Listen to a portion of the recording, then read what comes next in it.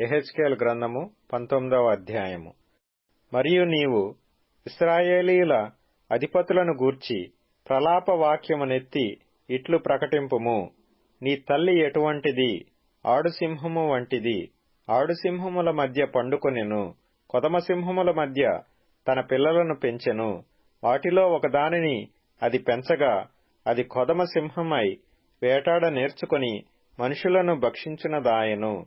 అన్యజనులు దాని సంగతి విని తమ గోతిలో దాని చిక్కించుకొని దాని ముక్కునకు గాలము తగిలించి ఐగుప్తు దేశమునకు దాని తీసుకొని పోయిరి.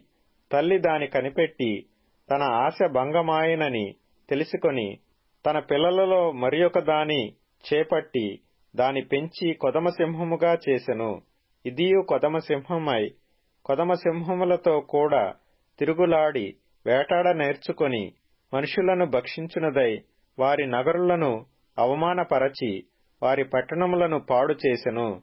దాని గర్జన ధ్వనికి దేశమును అందులోనున్న సమస్తమును పాడాయెను. నలుదిక్కుల దేశపు జనులందరూ దాని పట్టుకొనుటకు పొంచియుండి ఉరినొగ్గగా అది వారి గోతిలో చిక్కెను. అప్పుడు వారు దాని ముక్కునకు గాలము తగిలించి దానిని బోనులో పెట్టి బబులోను రాజు నొద్దకు తీసుకొని పోయి అతనికి అప్పగించిరి. దాని గర్జనము ఇశ్రాయేలీల పర్వతముల మీద ఎన్నటికినీ వినబడకుండునట్లు వారు దానిని గట్టి స్థలమందుంచిరి. మరియు నీకు క్షేమము కలిగియుండగా నీ తల్లి ఫలభరితమై తీగలతో నిండియుండి విస్తారమైన జలముల దగ్గర నాటబడిన ద్రాక్షావల్లి వలె నుండెను. భూపతులకు దండములైనట్టి గట్టి చువ్వలు దానికి కలిగియుండెను. అది మేఘములనంటునంతగా పెరిగెను. విస్తారమైన దాని కొమ్మలు బహు ఎత్తుగా కనబడెను. అయితే బహు రౌద్రము చేత అది పెరికివేయబడినదై నేలమీద పడవేయబడెను. తూర్పుగాలి విసరగా దాని పండ్లు వాడెను. మరియు దాని గట్టి చువ్వలు తెగి వాడిపోయి అగ్నిచేత కాల్చబడెను.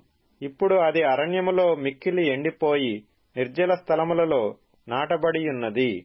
మరియు దాని కొమ్మల చువ్వలలో నుండి అగ్ని బయలుదేరుచు దాని పండ్లను దహించుచున్నది గనుక రాజదండమునకు తగిన గట్టి చువ్వ ఒకటియు విడువబడలేదు.